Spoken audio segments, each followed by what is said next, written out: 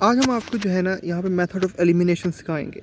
ये मेथड जो है ना यकीन माने बहुत सिंपल है, इजी है और इसको बहुत इजी हम बनाएंगे। यहाँ पे सबसे पहले आपने एक चीज़ ध्यान में रखनी है कि यहाँ पे हम लोग एलिमिनेट करेंगे इक्वेशन को, इक्वेशन से माइनस प्लस हम करेंगे। लेकिन हमने ये गलती कभी भी नहीं करनी कि हम लोग जैसे अगर x हमारे पास आ जाता है 6 + y, तो मैं इसको जो है ना एक्स की जगह पुट कर दूँ। यकीन माने अगर आप ऐसा करते हैं तो आप यहीं पे बहुत बड़ी गलती करें। आपने नाम को पढ़े method of elimination, not method of substitution, तो आपने ये गलती बिल्कुल भी नहीं करनी यहाँ पे। अब हम शुरू करते हैं। सबसे पहले अगर हमने इस इक्वेशन को सॉल्व करना है तो सबसे पहले इस इक्वेशन को देखिए ध्यान से। 2x 3x -5। हमारी कोशिश ये होनी चाहिए मैक्सिमम हम एक ही इक्वेशन को इस्तेमाल करें, उसे दूसरी तीसरी इक्वेशन से माइनस करें और एक वेरिएबल यानी कम से कम एक वेरिएबल को हम ख़त्म कर दें यहाँ से। ज़रूरी नहीं वो x हो। यहाँ से देखेंगे ना, अगर मैं x को इसके साथ ख़त्म करूँ तो ख़त्म हो जाएगा x, इसके साथ करूँगा मुश्किल हो जाएगी, इसको 3 से डिवाइड कर लूँगा तो यकीन वो डेसिमल के अंदर चले जाएगा तो और मुश्किल हो जाएगी। अगर हम लोग यहाँ से देखें ना यहाँ से, तो अब इसको हम सॉल्व, लेकिन अगर हम यहाँ से देखें, अगर मैं इसे 2 से मल्टीप्लाई करके प्लस करूँ तो z ख़त्म हो जाता है। इसको इसके साथ वैसे ही प्लस कर दूँ तो हमारे पास z ख़त्म, एक वेरिएबल यानी ख़त्म हो रहा है। तो हम लोगों ने यही करना है। मैं इस इक्वेशन को नाम देता हूँ ताकि हमारे लिए आसानी हो जाए समझना। Equation 2, equation 3। उसके बाद सबसे पहले जो मैं करूँगा वो ये है कि इक्वेशन 2 माइनस, मुझे नहीं लगता इसे माइनस करना चाहिए, नहीं +2 ही सही है। +2 इक्वेशन 1। अब होगा ये यहाँ पे कि जब हम 2 से इसको मल्टीप्लाई करेंगे तो 4x + 6x - 2z = 12।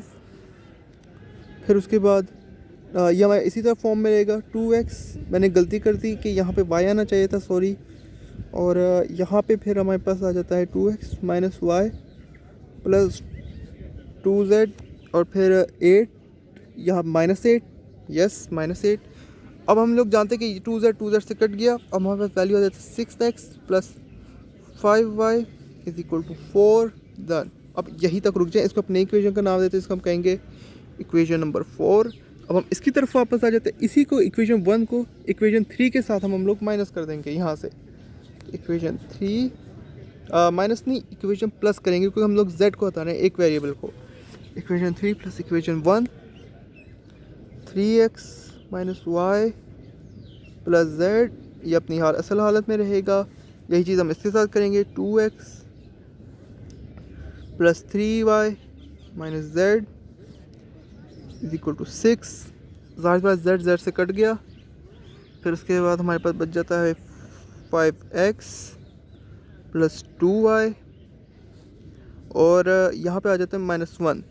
अब आपने करना ये है यहाँ पे कि इसी इक्वेशन को जो है हमारे पास जो बन जाता है इक्वेशन 5, इसको सॉल्व करना है अपने इक्वेशन 4 के साथ। अब यहाँ पे अगर हम लोग देखें ना ध्यान से, तो कहीं से भी हम लोग कुछ भी मल्टीप्लाई प्लस करें तो ऐसा नहीं आ सकता कि जैसे मैच कर जाए तो एक वेरिएबल ख़त्म हो जाए, आप देख सकते हैं। लेकिन हम ये भी कर सकते हैं यहाँ पे कि अगर इसको हम लोग जो है 5 से डिवाइड कर दें, इसको हम लोग 2 से डिवाइड कर दें, इसको आपस में माइनस कर दें, तो यस हमारे पास रिज़ल्ट आता है। तो हम लोगों ने यही करना है। तो मैं ये करूँगा कि सबसे पहले इक्वेशन 4 को, मैंने इक्वेशन 4 को जो है 5 से मैं डिवाइड कर रहा हूँ यहाँ पे। तो ये आपकी इक्वेशन आ जाती है 6x + 5y = 4। अब इसको मैंने 5 से डिवाइड कर दिया। आप किसी भी नंबर से डिवाइड कर सकते हैं, बस आपने एक और वेरिएबल को यहाँ से ख़त्म करना है। अब जाहिर सी बात है यही हमारे पास 6 और 5x बन गया + y 4/5। इसको मैं नई इक्वेशन का नाम दे दूँगा, इसको मैं इक्वेशन नंबर 6 कह सकता हूँ। डन।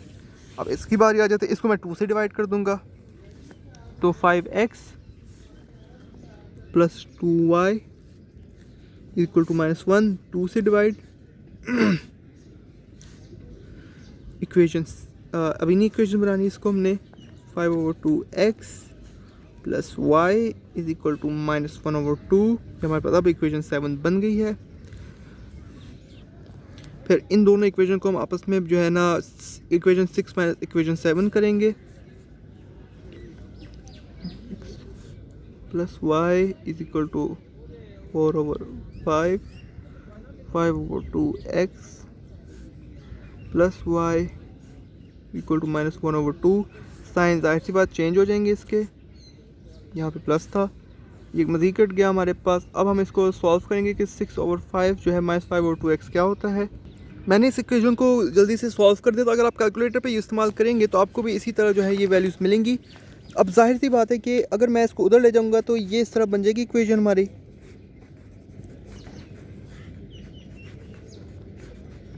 ये आपस में कट गए और यस नेगेटिव साइन तो नहीं भूल सकते, x इज़ इक्वल टू -1। इस तरह हम लोगों ने x की वैल्यू हासिल कर ली है। अब मैंने कहा था आपको शुरू में कि सब्स्टिट्यूशन का काम नहीं करना, मैंने इसलिए कहा था कि अगर ध्यान से देखिए आपके पास x की भी वैल्यू नहीं है ना y की वैल्यू है, तो क्या फ़ायदा कि अगर आप उसी वैल्यू को जो है इस इक्वेशन के अंदर पुट कर देते हैं, उधर फिर आपको z से भी मुलाकात करनी पड़ेगी, तो आप क्या फंस नहीं जाएंगे। कैसा ये अगर आपको x की वैल्यू का पता चल जाता है, आप इधर ही उसकी वैल्यू को अप्लाई कर देते हैं, और ज़ाहिर सी बात जब x की वैल्यू को पता होगा तो फिर y की वैल्यू को भी आप अप्लाई कर सकते हैं। और यही चीज़ अब हम लोगों ने करनी है यहाँ पे। इस काम के लिए मैंने सोचा क्यों ना इक्वेशन 5 की मदद ले लेते हैं हम लोग, क्योंकि वो बहुत सिंपल सा है। तो यप मैं इक्वेशन 5 ले रहा हूँ यहाँ पे, 5x + 2y is equal to -1। Since x is equal to -1 जो हमें पता है, 5 - 1 + 2y is equal to -1, -5 + 2y is equal to -1, -5 उधर चले गए पॉजिटिव हो जाता है तो वो 4 and y is equal to 2। अब आपके पास दो वैल्यूज़ आ जाते हैं, एक y इज इक्वल टू 2 आ गया, x इज इक्वल टू -1 आ गया। अब आप इनमें से किसी भी इक्वेशन पुट करेंगे आपको वो z की वैल्यू भी निकल आएगी।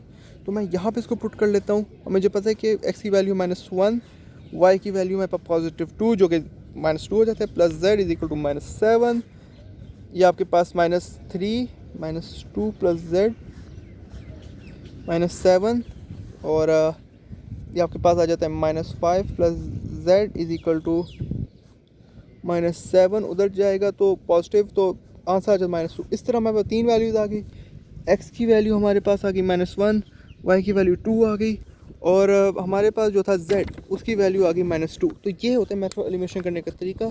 मेन चीज़ जो आपने ध्यान में रखनी है वो ये है कि कभी भी आपने गलती नहीं करनी कि सब्स्टिट्यूशन डायरेक्ट ले, जब दोनों वेरिएबल्स की जगह को दोनों वेरिएबल्स का वैल्यू ही नहीं पता, आपने बस करना ये है कि उन इक्वेशंस को आपने इस तरह सॉल्व करना है। थैंक यू वीडियो देखने के लिए।